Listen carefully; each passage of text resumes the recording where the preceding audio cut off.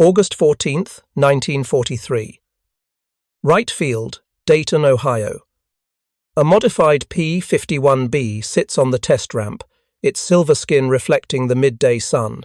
Inside the fuselage, behind the pilot's seat where ammunition boxes once lived, engineers have installed something the technical manuals never imagined. An 85-gallon fuel tank. Major Mark Bradley climbs into the cockpit, his flight suit already damp with sweat despite the morning hour. He's just returned from flying the General Motors XP-75 Eagle, a fighter so clumsy it couldn't defend itself, let alone protect bombers. That experience changed everything. Now he's about to test whether this single modification, this one tank squeezed into empty space, can solve the crisis killing American bomber crews over Germany. The ground crew chief hands him the fuel slip. 269 gallons total. 92 in each wing, 85 behind his back. The numbers should mean something revolutionary. Combat, radius extending from 570 miles to perhaps 750. Berlin suddenly within reach. But there's a problem nobody wants to talk about. That extra tank shifts the center of gravity dangerously aft. With a full load, the Mustang doesn't fly like an airplane. It flies like a bomb with wings, unstable, twitchy, deadly in the wrong hands. Bradley knows what's at stake. By October 1943, the 8th Air Force will have lost nearly 1 in 10 bombers on every mission deep into Germany. Young men burning to death over Schweinfurt and Regensburg because fighters can't reach them, can't stay with them, can't bring them home. He reaches for the ignition, and one question fills the cramped cockpit. What if saving those crews means asking pilots to fly aircraft that might kill them before the enemy ever gets a chance? If you're enjoying this deep dive into the story, hit the subscribe button and let us know in the comments from where in the world you are, watching from today. The conference room at Wright Field had the stale air of a place where bad news arrived daily. Major General Barney Giles stood at the head of the table, his expression carrying the weight of casualty reports that arrived every morning from England. August 1943. The numbers were getting worse. Across from him sat engineers from the Air Materiel Command, pilots from the Fighter Test Section, and production representatives from North American Aviation. Between them lay the problem that was killing the daylight bombing campaign: range, or rather, the lack of it. "Gentlemen," Giles began, his voice flat with exhaustion. "Last week we lost 60 bombers over Schweinfurt, 60 aircraft, 600 men. The week before, 57 over Regensburg." He paused, letting the mathematics of death settle over the room. Our fighters turn back at the German border. The Luftwaffe knows this. They wait. Captain Robert Johnson, recently returned from combat in Sevier, Europe, leaned forward. At 23, he'd already seen more aerial combat than most pilots would experience in a lifetime. His P-47 Thunderbolt had brought him home, but it hadn't been able to bring the bombers home. The P-47s have the range to reach maybe 200 miles into Germany, Johnson said quietly. The P-38s can go farther, but we don't have enough of them in theatre. And both aircraft burn fuel like they're angry about something. He gestured toward a map of Europe on the wall, where red pins marked bomber losses. Berlin is 550 miles from our bases in England. Schweinfurt is 400. Right now, those targets might as well be on the moon. He'd just spent 3 weeks testing the XP-75, the fighter that was supposed to solve everything. General Motors had promised a long-range escort with the power to match any German fighter. What they delivered was a plice, mechanical disaster. The XP-75 was built from pieces of other aircraft, P-40 wings, a Douglas center section, an SBD dive bomber tail. At its heart sat a massive Allison engine that was supposed to produce 3,000 horsepower, but barely managed 2,300. The result was an airplane that flew like a garbage truck and handled like one too. "I took the 75 up to 20,000 feet last week," Bradley said, his voice carrying the careful precision of someone delivering a terminal diagnosis. "Maximum speed, 380 miles per hour. The manual said it should do 440. It couldn't hold formation with a B-17. It couldn't turn with a Fokker-Wulf. It couldn't even defend itself. The silence that followed was the sound of a billion-dollar program dying in real time. General Motors had promised production of 2,500 aircraft. The Army had been counting on them to escort bombers to Berlin by winter. That plan was now ash. "So we're back to the Mustang," Giles said finally. It wasn't a question. The P-51 had been an accident of British desperation. In April 1940, the Royal Air Force needed fighters immediately, but didn't want to wait for Curtiss to retool for P-40 production. North American aviation promised something better in less time.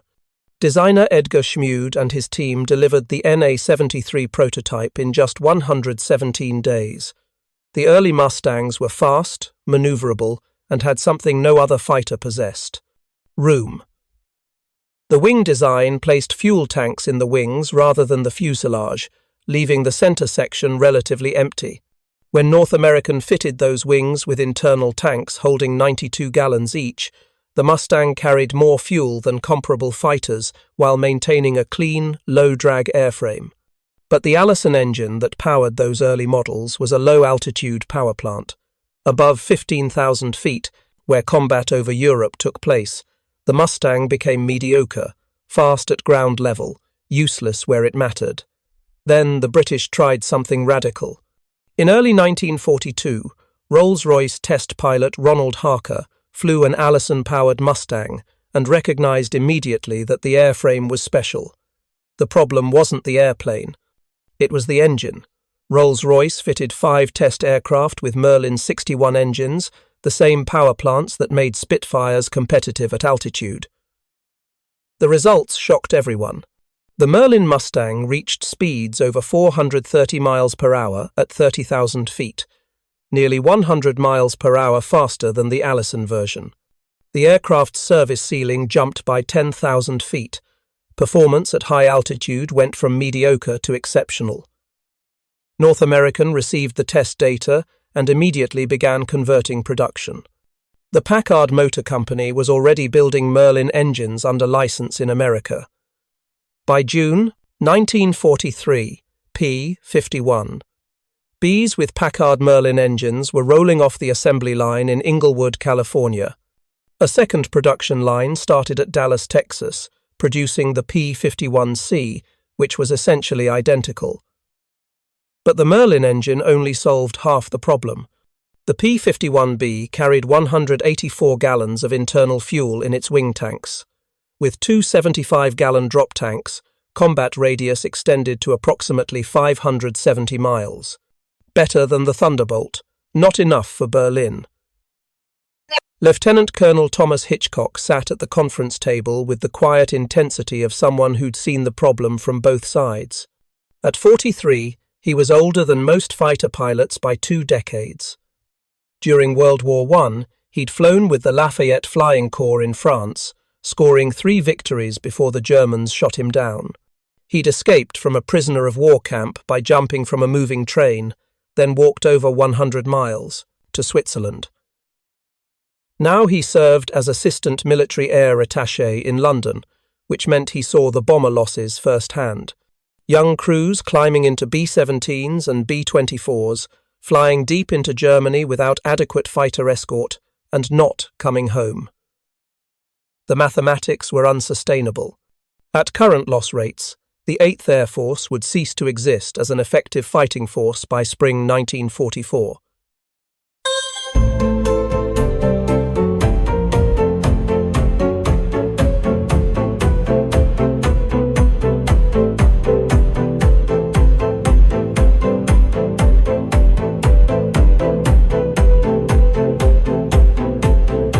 Hitchcock said, sliding a report across the table. Ronald Harker's evaluation. He believes the aircraft can reach speeds in excess of 430 miles per hour at 30,000 feet. High-altitude performance that matches or exceeds anything the Luftwaffe fields. But range? Giles asked. With standard internal fuel and external tanks, approximately 570 miles combat radius, enough to reach targets in Western Germany. Not enough for Berlin or the deep penetrations we're planning. Major.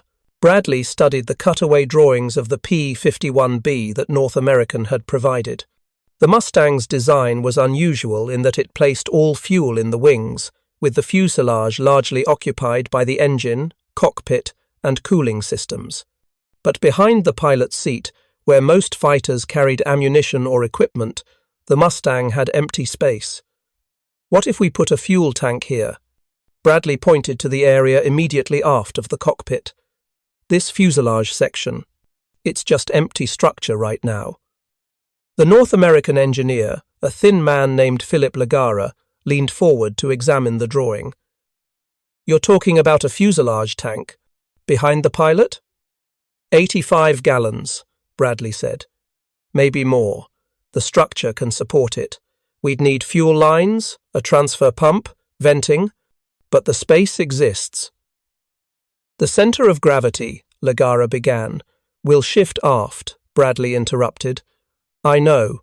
With a full fuselage tank, the CG moves dangerously close to the aft limit. Aircraft will be unstable, difficult to control, possibly dangerous. The room fell silent. Every pilot present understood what Bradley was describing. Center of gravity determined how an aircraft handled. Too far forward, and the airplane became sluggish, nose-heavy, resistant to pitch changes. Too far aft, and stability disappeared. The aircraft became twitchy, prone to snap rolls, potentially uncontrollable. How dangerous? Johnson asked quietly. Bradley chose his words carefully. With the fuselage tank full, the Mustang won't handle like a fighter. It'll handle like a training aircraft with a student pilot sitting too far back. Low stick forces, tendency toward instability in turns. Risk of snap roll if the pilot gets aggressive with the controls. So we're asking fighter pilots to take off in aircraft that might kill them during climb-out, Johnson said. We're asking them to fly smart, Bradley corrected. Burn the fuselage tank first. Use it during cruise to the combat area. By the time they reach enemy airspace, that tank will be empty, and the center of gravity will be back within normal limits. They'll have a completely normal fighter with 75-gallon drop tanks still attached. Captain James Howard, another test pilot who'd flown combat in China, raised the obvious question. What happens if they get jumped during the initial climb? What if Luftwaffe fighters intercept them while that fuselage tank is still full? They die, Bradley said flatly. Or they jettison the drop tanks, burn fuel as fast as possible from the fuselage tank, and hope they can survive long enough for the CG to shift forward. It's not ideal, but we're not living in an ideal world. Giles stood and walked to the map, studying the red pins that marked bomber losses. Each pin represented dozens of young men, burned, frozen, falling through 30,000 feet of empty air. The strategic bombing campaign was supposed to destroy Germany's ability to make war. Instead, it was destroying the 8th Air Force. What do we need to make this work? He asked. Production modification, Legara said. We can retrofit the 85-gallon tank starting with the P-51B5 production block.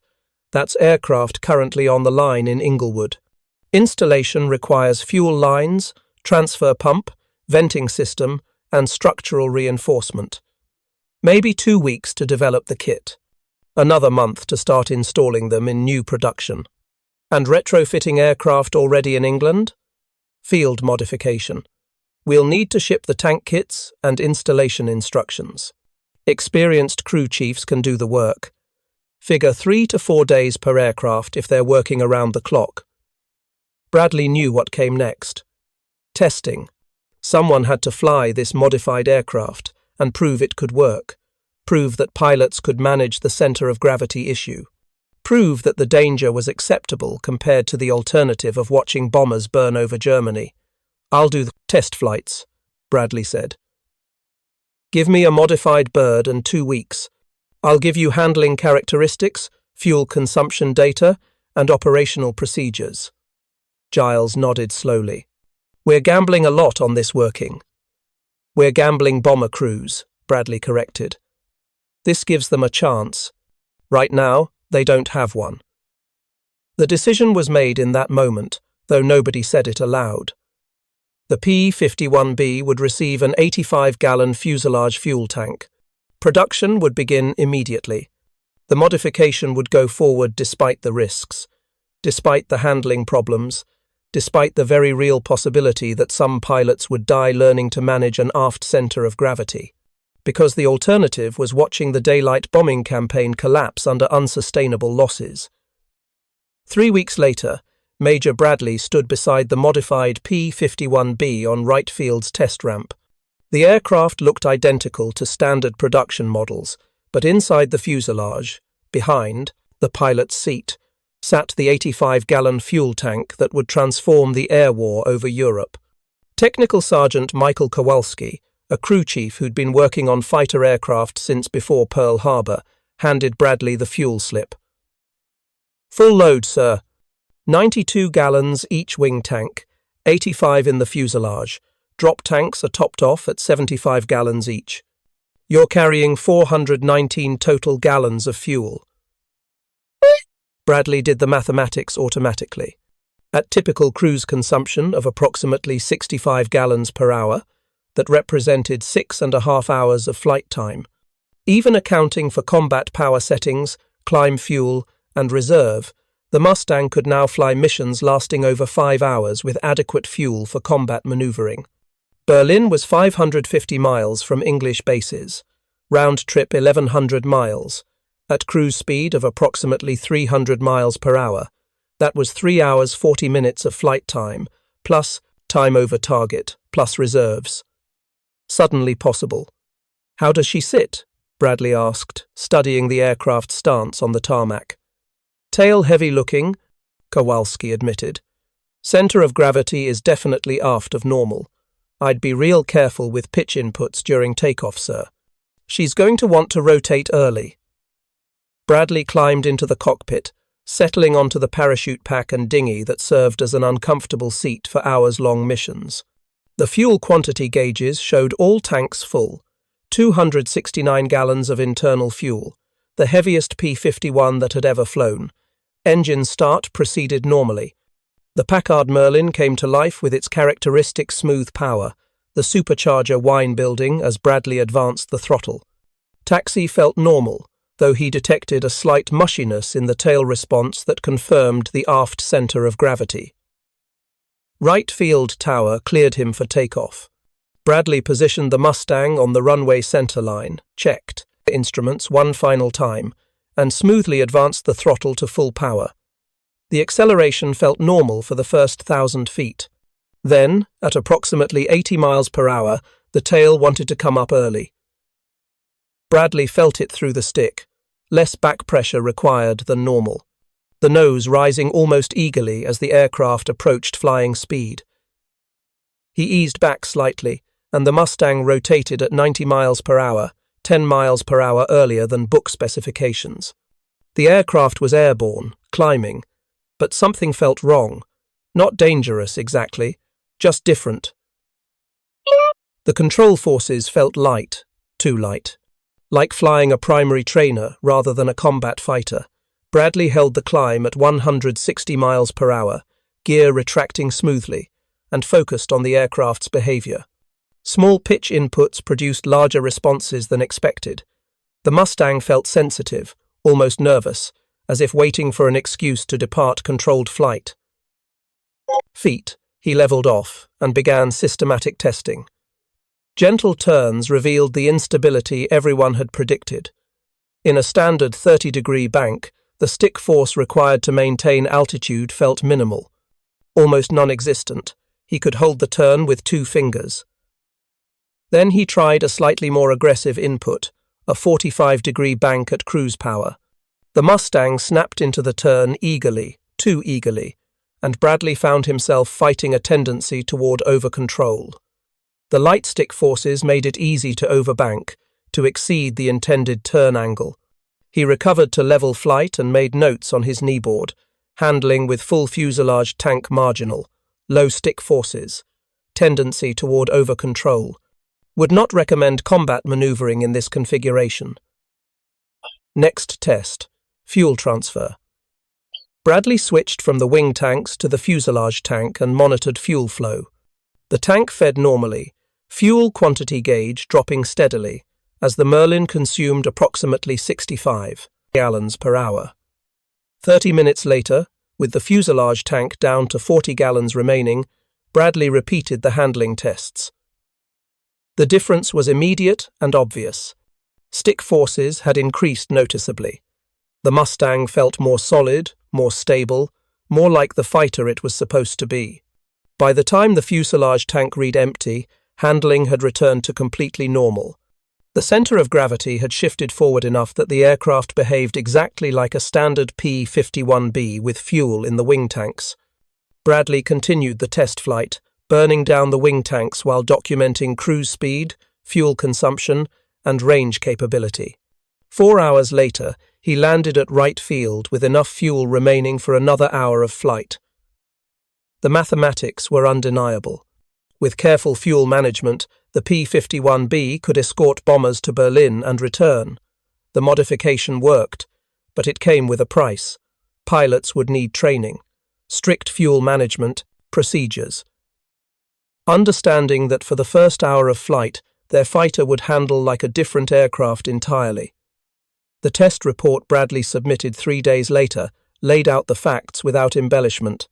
P-51B with 85-gallon fuselage tank provides combat radius of approximately 750 miles, adequate fuel capacity to escort heavy bombers to Berlin and return with reserves for combat maneuvering. Handling characteristics with full fuselage tank marginal but manageable by experienced pilots. Recommend fuel management procedures that burn fuselage tank first, followed by drop tanks, followed by internal wing tanks. Aircraft handling returns to normal when fuselage tank reduced below 40 gallons. Modification recommended for production implementation. The report said nothing about the pilots who would die learning these procedures, nothing about the inevitable accidents during training, nothing about what would happen when inexperienced. Replacement pilots tried to dogfight with full fuselage tanks because they forgot, or panicked, or simply didn't understand the danger. Those deaths would come later, but Bradley knew they were coming. The question wasn't whether the modification was dangerous. The question was whether it was less dangerous than leaving bomber crews without fighter escort over Germany. The answer to that question was written in the casualty reports that arrived every morning from England, September 1943, 8th Air Force Headquarters, High Wycombe, England. Lieutenant General Ira Eaker sat in his office, reviewing loss reports that should have been unthinkable. The numbers kept getting worse. August 17th. The double strike against Schweinfurt and Regensburg. 376 B-17s dispatched. 60 lost. 16% casualties. 600 men dead, missing, or captured in a single day. Another 168 aircraft damaged, many beyond repair. The mission had been a tactical success. German ball-bearing production at Schweinfurt was disrupted. Messerschmitt factories at Regensburg were damaged. But the cost was devastating. At these loss rates, the 8th Air Force would be destroyed before it destroyed Germany. The problem was brutally simple. American bombers could reach targets deep in Germany. American fighters could not. The gap between fighter range and bomber missions was a killing zone, where Luftwaffe fighters operated with impunity. P-47 Thunderbolts had range to reach the German border, maybe 200 miles into Germany with drop tanks. P-38 Lightnings could go farther, but there weren't enough of them, and technical problems plagued the twin-engine fighters in European conditions. Bomber crews flew the last 200 miles to target, and the entire return journey without fighter escort. The Luftwaffe adapted their tactics accordingly. German fighters now waited at the limit of American escort range. The moment P-47s turned back toward England, fuel gauges approaching minimum, Messerschmitt 109s and Focke-Wulf 190 appeared. They came in waves, making coordinated attacks that broke up bomber formations and picked off stragglers. Young bomber crews, average age 22, watched their escorts depart and knew what came next. Fear, fire, the terrible mathematics of flak and fighters. A B-17 carried 10 men. 60 bombers lost meant 600 families receiving telegrams. Colonel Curtis LeMay, who commanded bomber operations, stood before Ika's desk with the controlled fury of someone who'd watched too many aircraft fail to return. "We can't keep doing this," he said flatly. "The losses are unsustainable. Crew morale is collapsing. We're asking boys to fly missions where survival is random chance. What's the alternative?" Ika asked tiredly.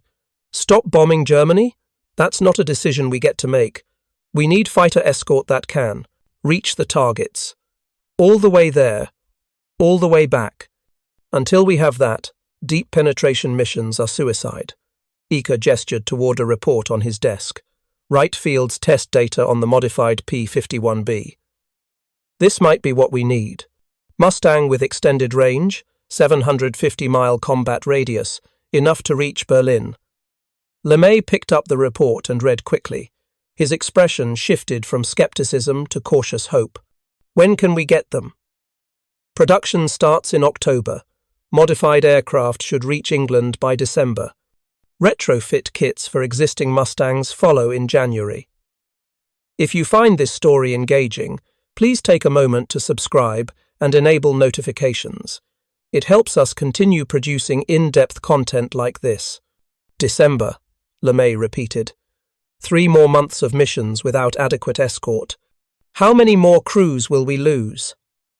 Neither man answered. The question had no good response. They knew the loss rates. They knew the odds. 3 more months at the latest. Current casualties meant 1,500 more dead American airmen. Maybe 2,000. The mathematics of attrition were pitiless. But the modified Mustangs represented the first realistic hope for changing those calculations. If the P-51 could reach Berlin with adequate fuel for combat, if it could protect bombers throughout their entire mission, the dynamics of the air war would shift fundamentally. The Luftwaffe had been winning through superior range. Their fighters operated over their own territory, with friendly airfields below, while American fighters struggled at the absolute limit of their capability. Give American fighters the range to match the mission profiles, and that advantage disappeared. "What about the handling problems?" LeMay asked, still reading Bradley's report. "It says here the aircraft is unstable, with full fuselage tanks." "Manageable," Ika replied. "Requires pilot training and strict fuel management procedures. Wright Field believes experienced. Pilots can handle it." "And inexperienced pilots? Will need very careful training?"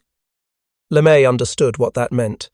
The 8th Air Force was receiving replacement pilots weekly, young men fresh from stateside training, often with less than 200 hours total flight time, teaching them to manage an aft center of gravity while navigating over occupied Europe, maintaining formation, watching for enemy fighters, and managing fuel consumption was asking a lot. Some wouldn't manage it. Some would die during training. Others would die in combat, making mistakes under pressure that more experienced pilots would avoid. But the alternative was continuing to send bombers into Germany without adequate escort. "When do we start training on the new procedures?" LeMay asked. "As soon as we get the modified aircraft.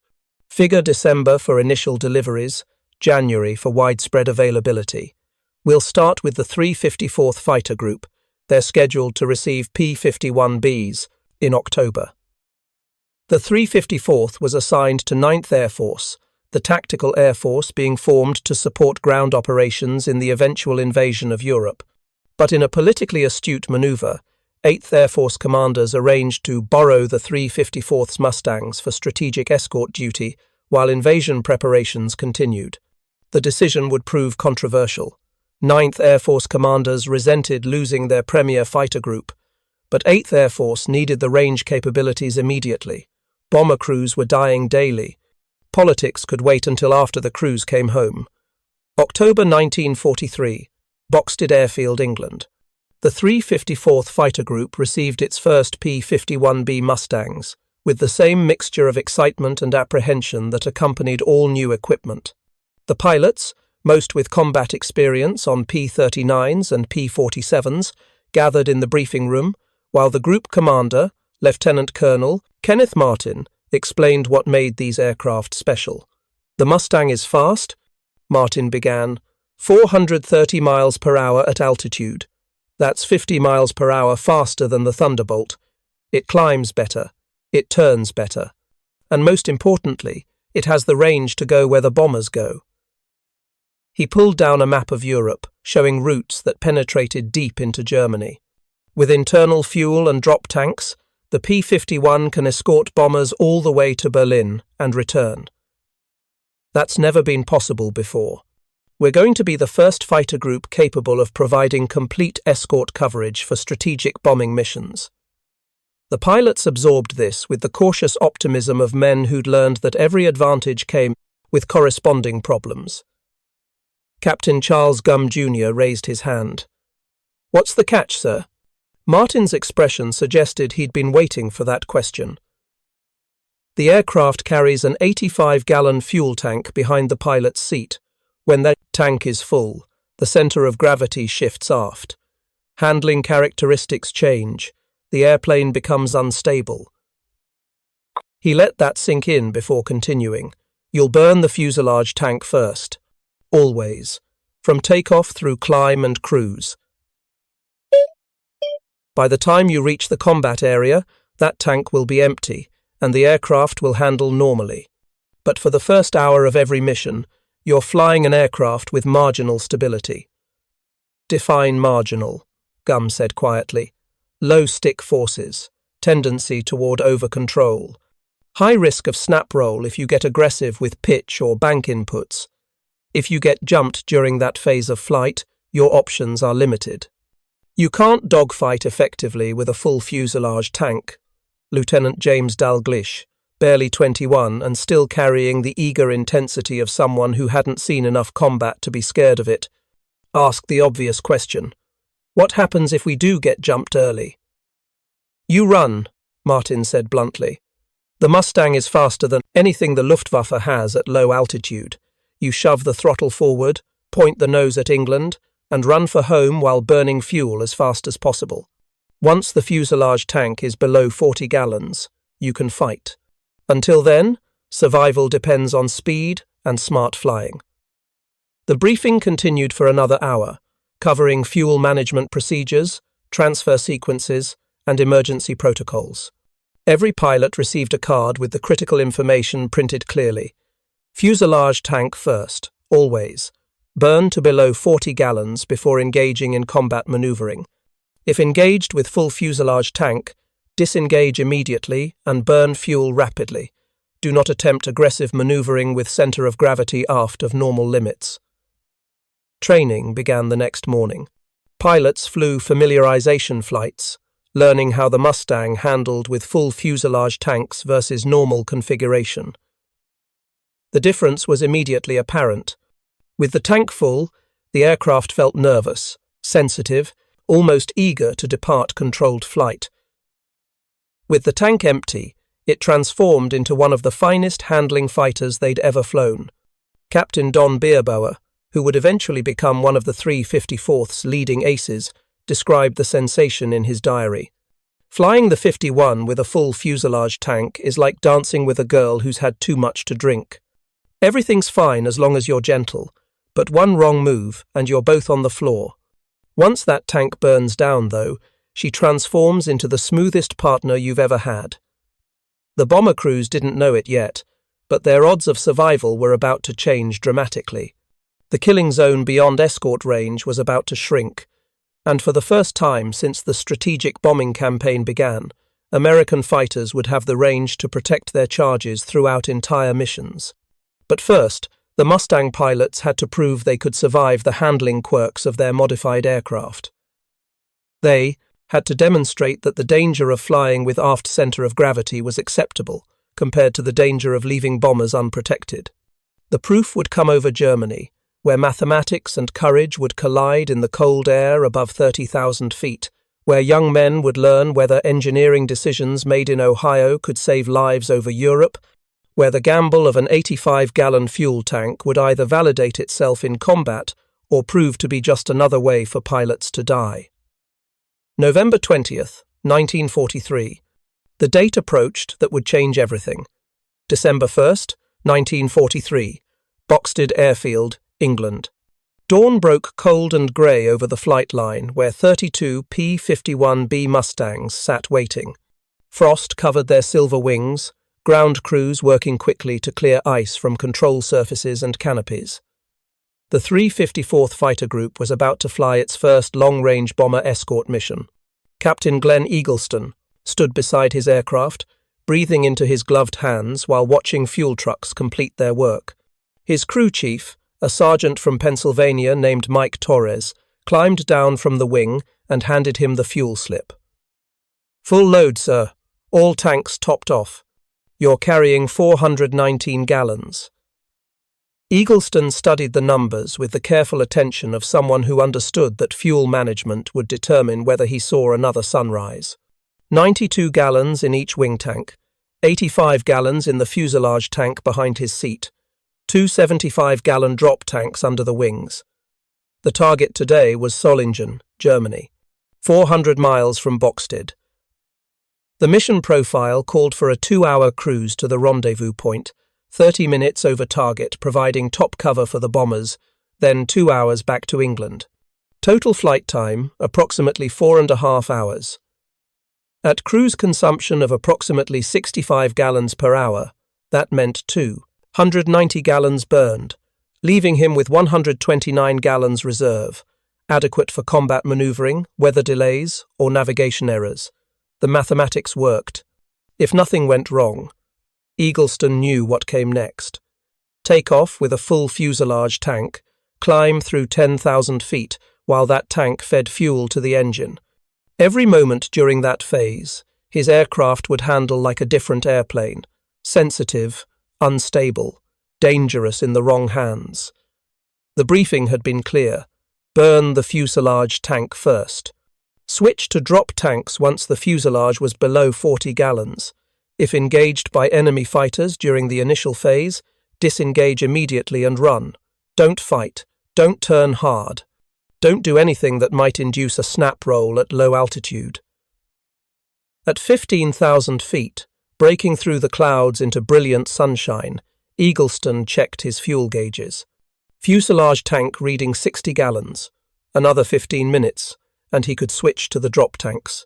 Another 15 minutes until his Mustang transformed from a nervous training aircraft into the fighter it was designed to be. The formation climbed to 28,000 feet, cruising east toward Germany at 300 miles per hour. Below them, the English Channel appeared as a grey band separating England from occupied Europe. Ahead, France lay under German control, its airfields filled with Luftwaffe fighters. Radio discipline remained strict, no unnecessary transmissions. The Germans monitored radio traffic constantly, using direction-finding equipment to locate American formations. Silence meant survival. 30 minutes from the English coast, Eagleston switched from the fuselage tank to the drop tanks. The transition was smooth, fuel flow maintaining steady pressure to the engine, and immediately he felt the difference in handling. The Mustang's tail settled. Stick forces increased to normal. The aircraft stopped feeling nervous and started feeling like a proper fighter. He tested this with a gentle turn to the left. 30 degrees of bank, solid control response, no tendency toward overbank, no instability. The center of gravity had shifted forward enough that the aircraft now handled exactly as the flight manual described. Captain Don Bierbauer's voice crackled over the radio. "Lead, this is Blue 3. Contact. 11 o'clock high. Multiple bogies." Eagleston's eyes snapped to the indicated position. 6,000 feet above them, silhouetted against high clouds, a formation of German fighters circled. Messerschmitt 109s, maybe a dozen, waiting to see what the Americans would do. "Roger Blue 3. All flights maintain formation. Stay with the bombers." The German pilots were experienced. They'd learned to recognize different American fighter types by silhouette and behavior. P-47s were easily identified by their large radial engines and broad wings, P-38s by their distinctive twin-boom design. But these aircraft below them were different. Single engine, sleek profile, unknown capabilities. The Messerschmitts maintained their position, watching but not attacking. Eagleston understood the calculation happening in the German flight leader's mind. Unknown fighter type, escorting bombers deep into Germany. Possibly a trap, better to wait and observe. 5 minutes later, the formation rendezvoused with their assigned bomber box. 48 B-17s from the 300th Bomb Group, flying in tight combat formation at 25,000 feet. The flying fortresses looked massive and vulnerable, their gunners visible in turrets and waist positions, scanning for enemy fighters. Lieutenant Colonel Kenneth Martin's voice came through clearly. Pioneer Flight has the bombers in sight, taking up escort position. The Mustangs split into their assigned positions. Half the formation flew high cover at 30,000 feet. The other half took positions on the flanks of the bomber stream, weaving in wide S-turns to maintain position while watching for German interceptors. For the next 30 minutes, nothing happened. The formation droned east toward Solingen, the bombers' contrails marking their path across the sky like chalk lines on a blue board. The waiting was worse than combat. Time stretched. Cold seeped through flight suits. Oxygen masks grew uncomfortable. Eyes strained, watching for enemy aircraft that might appear from any direction. Then the Luftwaffe came. They appeared from directly ahead, diving out of the sun in a classic bounce. Focke-Wulf 190 AS. Twin radial engines, 4 20mm cannon. Fast, heavily armed, and flown by pilots who knew exactly what they were doing, the attack was precisely coordinated. Half the German formation went for the bombers, trying to break up the defensive box. The other half engaged the Mustang escorts, attempting to clear a path for follow-up attacks. Eagleston saw the bounce developing and reacted instinctively. Pioneer Flight, break right. Bandits 12 o'clock high. The formation scattered into individual combat. Suddenly, the orderly escort mission transformed into a three-dimensional knife fight where split-second decisions determined survival. Eagleston pulled hard into a climbing turn, feeling the Mustang respond with the crisp authority that made it such an exceptional fighter. A Focke-Wulf flashed past his canopy, the German pilot's face visible for an instant behind the armoured glass. Eagleston reversed his turn, trying to get onto the enemy's tail, but the German was already gone, diving away toward the bombers. Captain Bierbauer called out his first kill. Splash 1190! Blue flight! Multiple bandits low! The air filled with tracers, shell casings, and the smoke trails of damaged aircraft. Eagleston caught a Focke-Wulf in a climbing turn, led it carefully, and squeezed his trigger. 650 caliber machine guns converged their fire on the German fighter's wing route. Metal fragments flew. The Focke-Wulf rolled inverted and dove away trailing smoke. What amazed Eagleston, what he would remember and report during debriefing, was how the Mustang performed in sustained combat. The aircraft didn't just match the German fighters, it exceeded them. Higher top speed, better rate of climb, tighter turning radius at high altitude, and most importantly, enough fuel to fight for 30 minutes and still have reserves for the flight home. The P-47s he'd flown previously were excellent fighters, but their fuel consumption meant combat time was always limited. Fight too long, and you calculated glide ratios to the channel. The Mustang removed that pressure. Fight as long as necessary. The fuel was there. The bomber stream reached Solingen and began their attack run. Flak burst around them in black puffs, each explosion representing thousands of steel fragments capable of shredding aluminum skin. The B-17s held formation through the barrage, bay doors opening, bombardiers hunched over their northern sights, bombs away. The flying fortresses lifted noticeably as 600-pound bombs dropped toward the industrial targets below. Then the formation turned for home, beginning the long cruise back to England. The return flight was uneventful.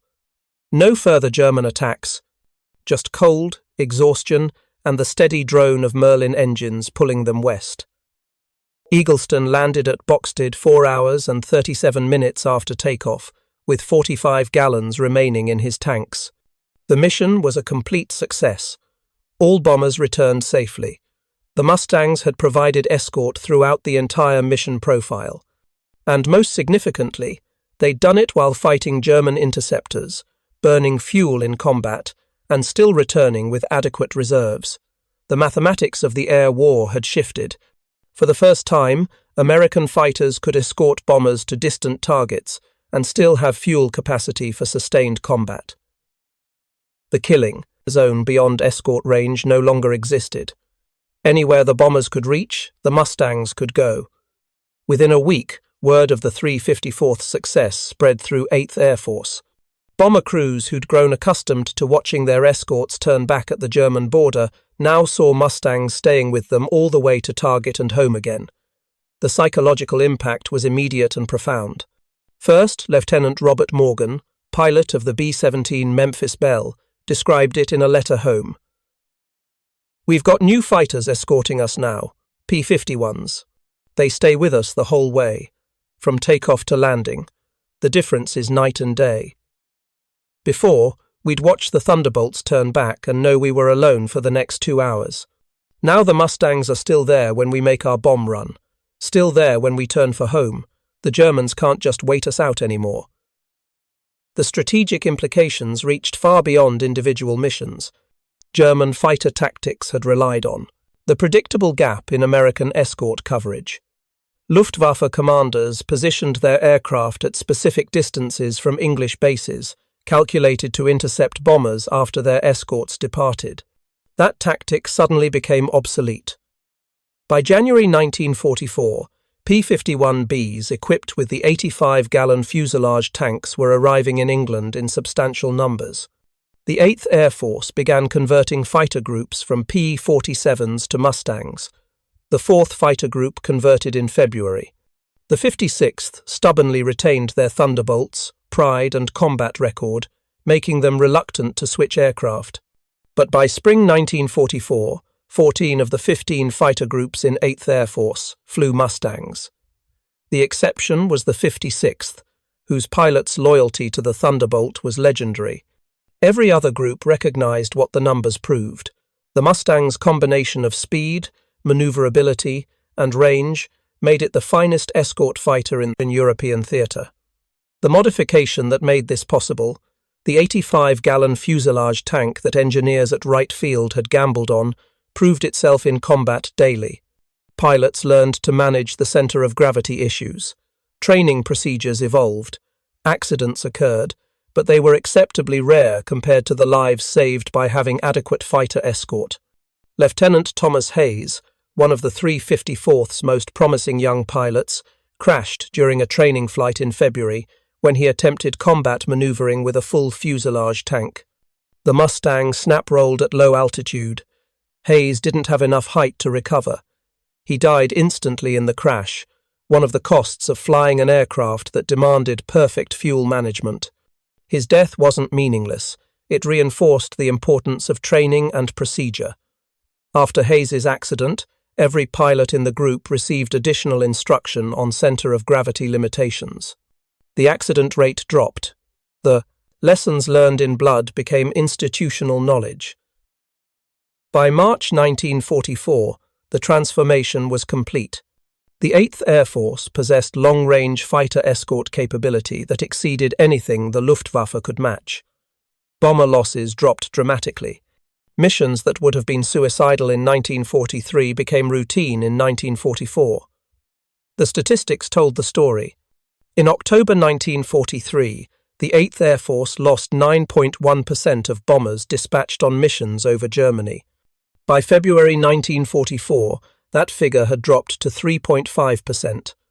Bomber damage rates fell from 45.6% to 29.9%. The difference was the Mustang. And the difference in the Mustang was 85 gallons of fuel in a tank that shouldn't have fit. installed by engineers who were willing to accept handling problems in exchange for range, flown by pilots who learned to manage an aft center of gravity or died trying. March 6, 1944. The first American fighter escort mission to Berlin. 68 P-51Bs and P-51Cs from 3 different fighter groups accompanied bombers on the 1,100-mile round trip to the German capital. The psychological impact was immense. Berlin, the heart of Nazi Germany, was now within range of American air power. Captain Donald Blakesley, leading the 4th Fighter Group, transmitted a message over Berlin that would become famous. "We're over Big B." Say again, "We are over Berlin." The mission proved that American fighters could operate anywhere in German-controlled Europe. No target was beyond reach. No industrial center was safe from daylight bombing. The Luftwaffe could no longer rely on distance as a defensive weapon. German fighter pilot Adolf Galland, one of the Luftwaffe's most experienced commanders, later wrote about the impact of seeing Mustangs over Berlin. The appearance of American long-range fighters over the Reich capital was a turning point in the air war. It proved that we had lost the advantage of interior lines. The Americans could reach any target in Germany with adequate fighter escort. Our defensive strategy, based on distance and fuel limitations, became obsolete overnight. The strategic bombing campaign continued through spring and summer 1944. Bomber formations struck oil refineries, aircraft factories, rail yards, and military installations throughout Germany. The Mustangs escorted them to every target, their distinctive profile becoming both familiar and feared in German skies. The fuselage tank modification proved durable in service. Mechanics learned to maintain the system. Pilots incorporated fuel management into their routine procedures. What had seemed dangerous and experimental in August 1943 became standard operating procedure by mid-1944. Some pilots never fully trusted the aft center of gravity, configuration. They remained perpetually aware that for the first hour of every mission, their aircraft handled differently, but that awareness became second nature, like checking 6 o'clock for enemy fighters or monitoring engine temperatures. Another item on the mental checklist that kept pilots alive. Captain Charles Gum, who flew 73 combat missions with the 354th Fighter Group, described the psychological adjustment in his memoir. "You learn to think of the Mustang as 2 different aircraft. For the first hour, you flew carefully, respected the limitations, and focused on fuel management. Then the fuselage tank burned down and suddenly you had the best fighter in the sky. It was like Clark Kent transforming into Superman, except it happened through fuel consumption rather than a phone booth." By June 1944, the Allied invasion of Normandy, the 8th Air Force possessed overwhelming air superiority over Western Europe. The Luftwaffe could still field substantial numbers of fighters, but they operated under impossible constraints. American Mustangs ranged freely across German airspace, attacking enemy aircraft in the air and on the ground. The fighter groups developed aggressive tactics that went beyond simple bomber escort. After delivering their charges safely to target, Mustang pilots were authorized to drop down and strafe German airfields, destroying enemy aircraft before they could take off. These rat race missions devastated Luftwaffe fighter strength. The modification that enabled this transformation cost approximately $200 per aircraft. The 85-gallon fuel tank, plumbing, pump, and installation labor totaled less than the cost of a single aircraft radio. For that investment, the Army Air Forces received combat radius increased by 180 miles and mission duration extended by 90 minutes. Engineers calculated that the modification saved an estimated 1,000 bomber aircraft and 10,000 aircrew lives during the final 18 months of the European War. The cost-benefit analysis was staggering. $200 and acceptance of marginal handling characteristics in exchange for strategic bombing capability that helped win the war. Major Bradley, who'd conducted the initial test flights at Wright Field, flew combat missions with the 8th Air Force in spring 1944. He wanted to see how the modification he'd tested performed in actual combat conditions. The experience validated everything the test data had predicted. "The aircraft handles exactly as the flight tests indicated," he wrote in his combat report. "Pilots who follow proper fuel management procedures have no difficulties. The center of gravity issue is manageable by competent pilots. The range extension is decisive. This modification should be considered one of the most significant technical improvements of the air war." Not everyone survived learning the PSI procedures. Between December 1943 and May 1945, the 8th Air Force lost approximately 37 pilots to accidents related to aft center of gravity handling. Most occurred during training. A few happened in combat when pilots, under pressure, forgot fuel state and attempted aggressive maneuvering with full fuselage tanks. Those deaths were tragic. They were also a tiny fraction of the bomber crew lives saved by having adequate fighter escort. The mathematics were harsh but undeniable. 37 pilots lost to handling accidents versus 10,000 aircrew lives saved by extended fighter range. The equation balanced heavily in favor of the modification. The technical lessons learned from the fuselage tank program influenced post-war fighter design. Aircraft engineers recognized that fuel capacity and fuel management were as important as speed or armament. Range determined operational utility. Fighters that couldn't reach their targets were useless regardless of other capabilities.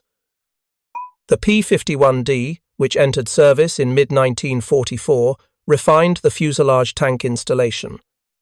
The bubble canopy improved visibility. 6 50-caliber machine guns increased firepower. But the fundamental fuel system remained unchanged. 85 gallons behind the pilot, same handling characteristics, same procedures. The modification had proven itself too valuable to alter. Approximately 15,000 P-51Ds were built before production ended in 1945. Nearly all carried the fuselage tank that had been controversial just 2 years earlier. What started as an emergency modification became standard design.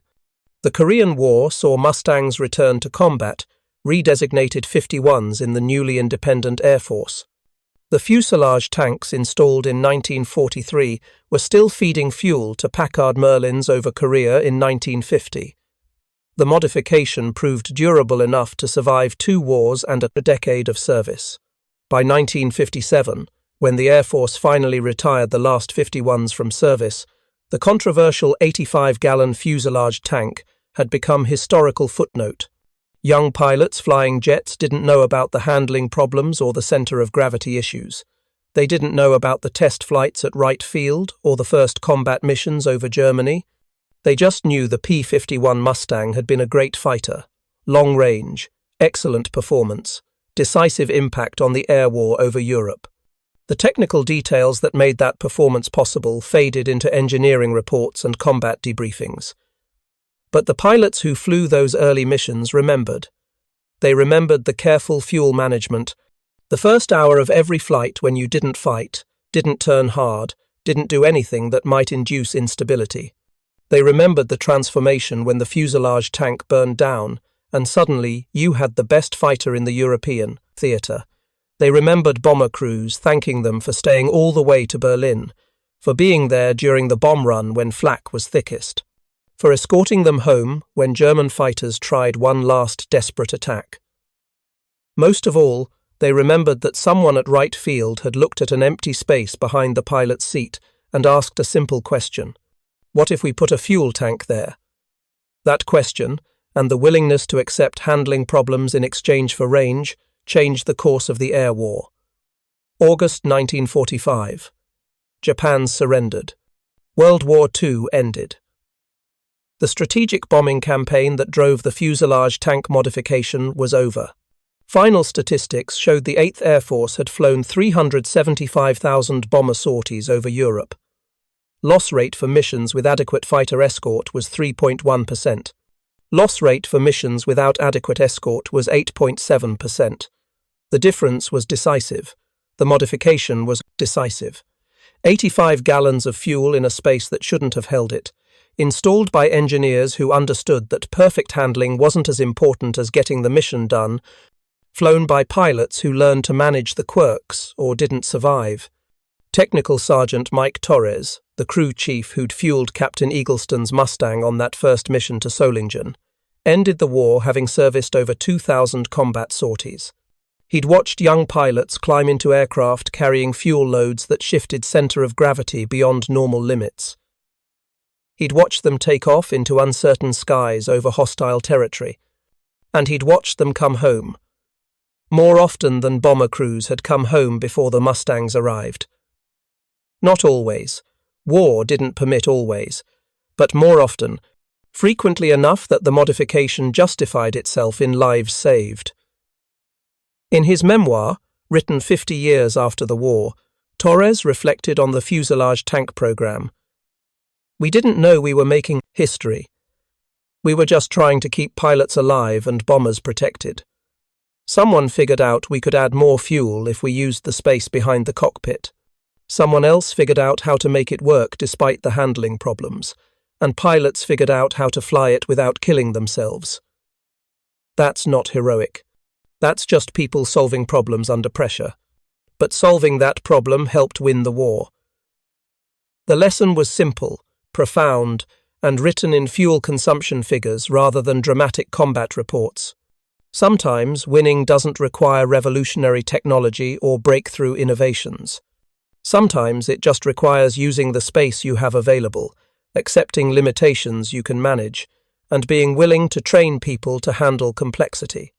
The P-51 Mustang became legendary for many reasons: speed, maneuverability, sleek design, distinctive profile. But the characteristic that mattered most, the capability that saved bomber crews and changed the strategic situation over Europe, came from a fuel tank installed in a space that barely fit it, creating handling problems that killed inexperienced pilots, requiring fuel management procedures that demanded constant attention. Perfect aircraft don't win wars. Adequate aircraft with sufficient range do. The 85-gallon fuselage tank proved that sometimes adequate is enough, especially when adequate means you can reach Berlin and bring everyone home. Thank you for watching. For more detailed historical breakdowns, check out the other videos on your screen now and don't forget to subscribe.